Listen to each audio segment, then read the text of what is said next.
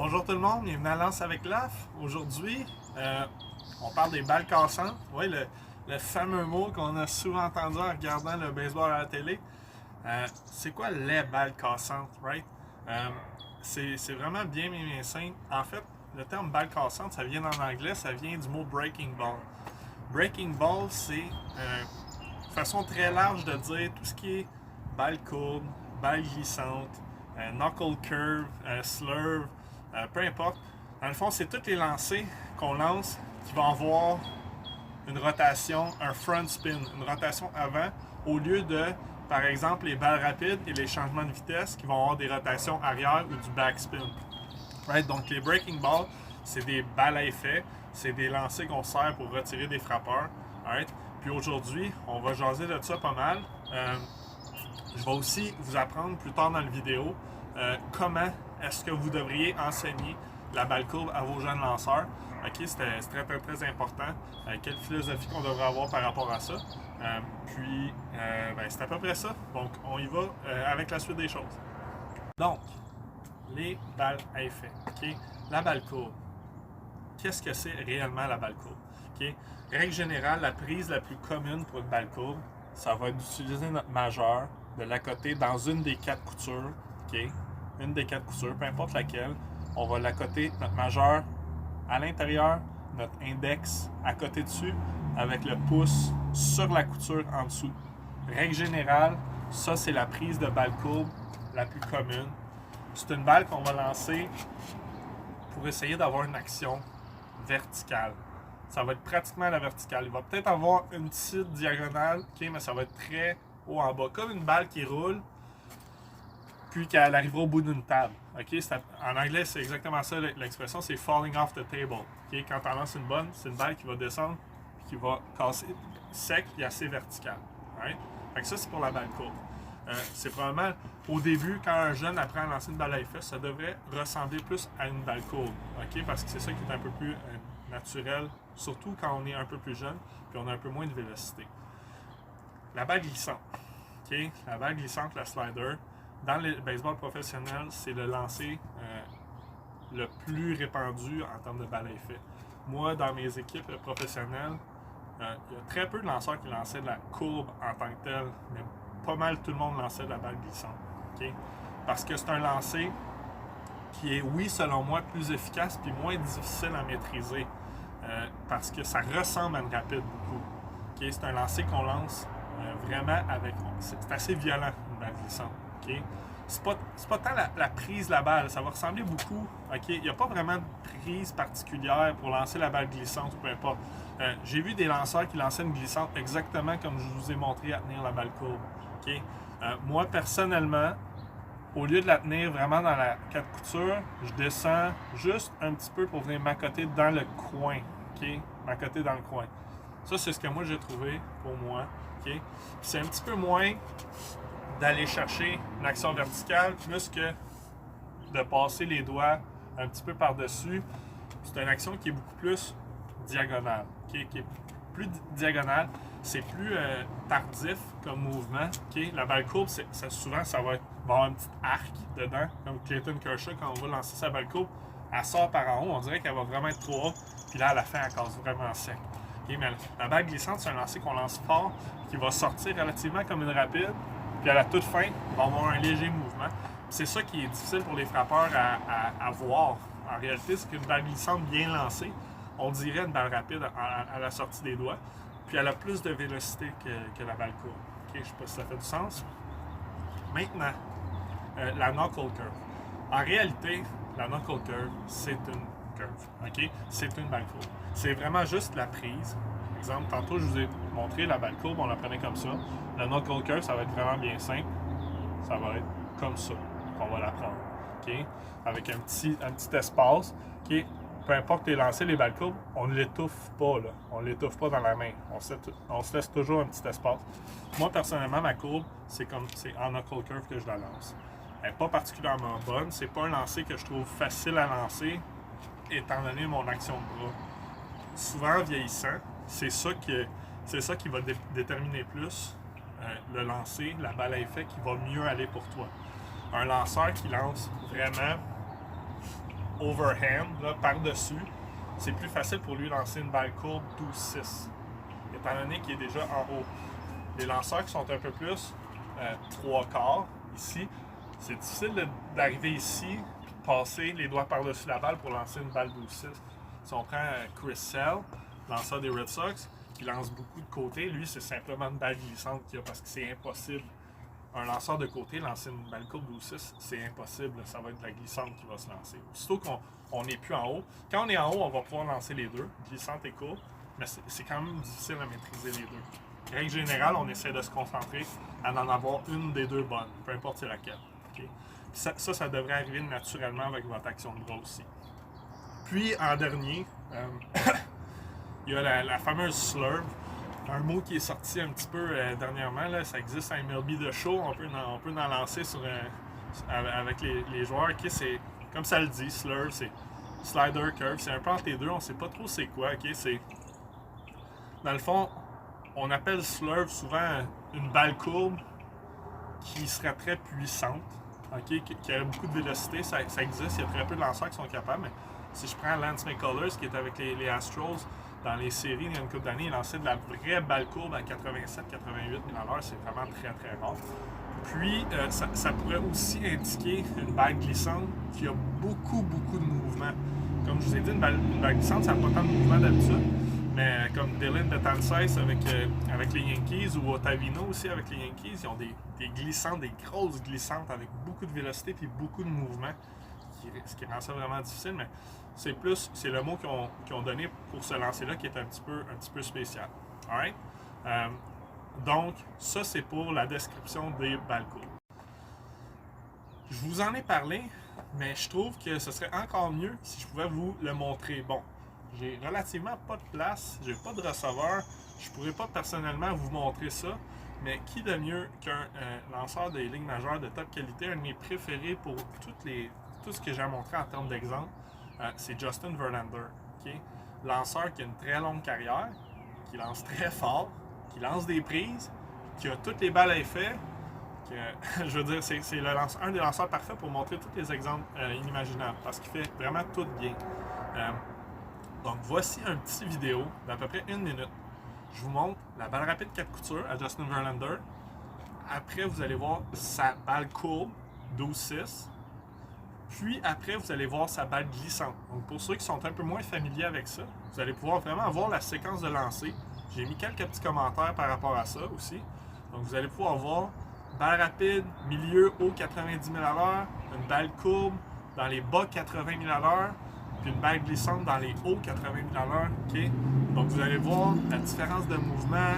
Tout ça, ça va vraiment être très clair pour vous par la suite des choses. Donc je vous invite à regarder la petite vidéo de Justin Verlander.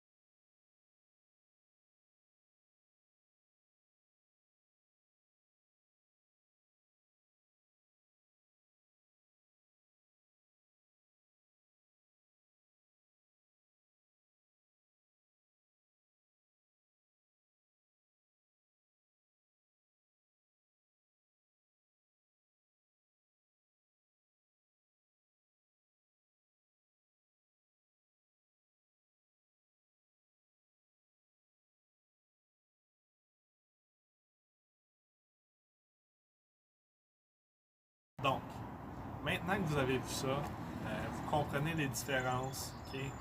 C'est le temps, vous avez un jeune qui est rendu PO deuxième année, un bon lanceur, solide mécaniquement, capable de lancer des prises avec sa rapide. Je vous invite à aller voir mon autre vidéo là, sur la courbe d'apprentissage. Vraiment important. Là. Je veux pas que ce que je vais dire ici serve un lanceur moustique, ça viendrait me fâcher sincèrement.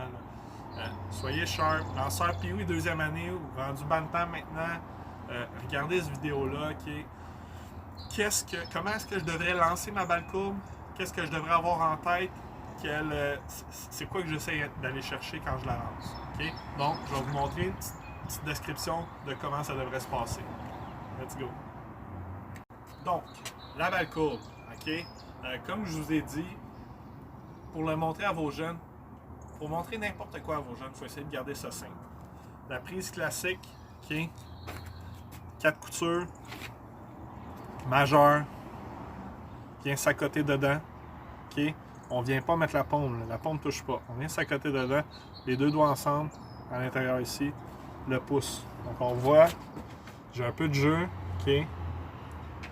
Je suis douce. Je la tiens quand même serrée par contre, ok? Je la tiens tête, la balle, mais j'ai un lousse, ok? J'ai un lousse dedans, parce qu'il va falloir que je la spin la balle, ok? Maintenant, j'arrive pour lancer, je veux lancer ma balle courbe, ok?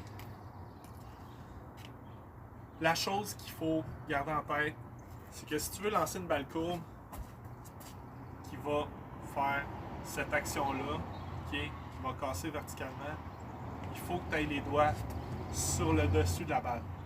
Ok? Puis il va falloir que tu passes la balle par-dessus tes doigts. Ok? C'est comme claquer. Lancer une balle courbe, c'est comme claquer des doigts. Parce que tu veux inverser ton majeur avec ton pouce. Tu veux inverser ton majeur avec ton pouce. Tu n'as pas le choix. La balle, il faut qu'elle front spin. Il faut que la balle passe par-dessus tes doigts pour avoir l'action voulue. Ça, c'est impossible. Le plus gros problème avec les jeunes, c'est qu'on n'arrive pas dans la bonne position. Okay? On arrive sur le côté de la balle. Puis on fait juste ça comme ça. Dans ce temps-là, la balle, elle va tourner avec la mauvaise action, puis il n'y aura pas de mouvement sur la balle courbe. Okay? C'est le plus gros des problèmes. C'est la chose qui est la plus difficile à faire comprendre aux jeunes. Okay? Si on veut lancer une bonne balle courbe, il faut absolument arriver dans cette position-là, avec le bras à 90, les doigts sur la balle. Okay? Vous voyez, j'englobe un petit peu, j'exagère pas, je suis pas rendu comme ça. Mais il faut avoir le poignet, un petit affaire fermé. Il faut avoir le poignet, une petite affaire fermée pour réussir à avoir les doigts sur le dessus de la balle. Quand on lance une balle rapide, on veut avoir le poignet droit. On ne veut pas avoir le poignet comme ça, ni le poignet comme ça. Right? Mais quand on lance une balle courbe, on veut avoir le poignet juste un petit peu fermé. Pour avoir... Parce que si je garde mon poignet droit, je ne peux pas avoir mes doigts sur la balle, je vais juste fouetter mollement sur le côté. Je n'aurai pas de mouvement dans mon lancer. Okay? Donc, je veux lancer une balle rapide. Je tire, je lance. Mon poignet rapide, je fouette la balle. Okay? Je veux lancer une balle courbe. Je tiens ma balle courbe dans mon gant. Okay? Au début, je garde rapide. Regardez, ça va être comme mon cheminement dans ma tête. Okay? Rapide. Quand c'est le temps d'amener mon bras vers l'avant, courbe. Quand c'est le temps d'amener mon bras vers l'avant, il faut que je commence aussi, à ce moment-là, à tourner mon poignet.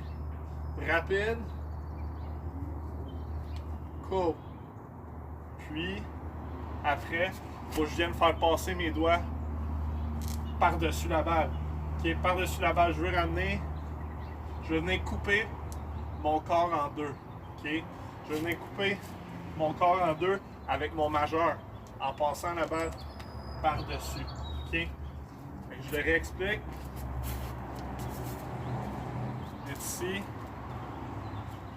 on tient la balle rapide, la balle courbe, on lève, rapide,